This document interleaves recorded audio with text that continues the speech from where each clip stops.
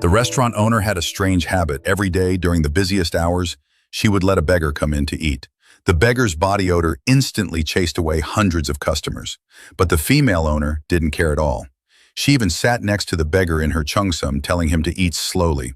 If it wasn't enough, she'd ask the chef to cook more. The beggar, who hadn't eaten for 8 days, was so touched that he let out gas 100 times in a row. Feeling embarrassed, he stood up and tried to leave.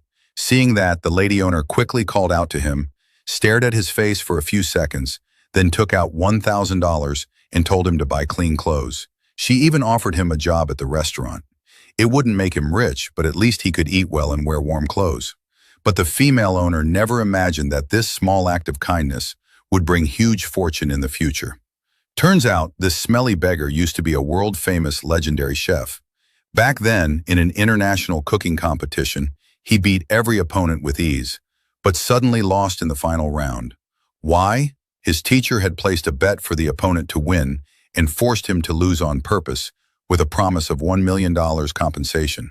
But the beggar refused the money. That made his teacher furious. He ordered his men to break the chef's right hand so he couldn't cook again. Not only that, he even took away a keepsake from the chef's late mother as blackmail. Left with no choice, the chef finally obeyed.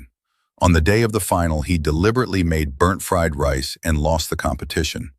But even after giving up, his teacher wasn't satisfied. To make sure he never cooked again, he had the chef's hand brutally crushed.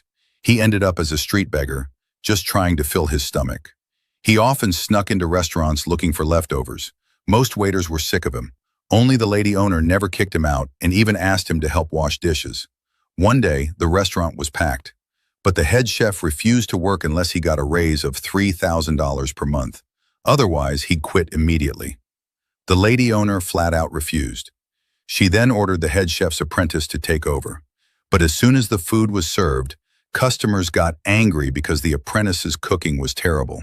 Things got chaotic. Customers left upset. The lady owner finally realized how serious the situation was.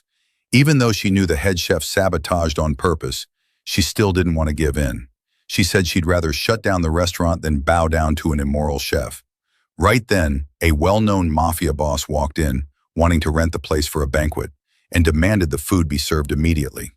Desperate, the lady owner begged the head chef to cook just one more time, promising $5,000 after. But the chef didn't care at all. He insisted that if they wanted him to stay, they had to raise his salary, otherwise he'd leave right now. But right at that moment, the beggar suddenly spoke.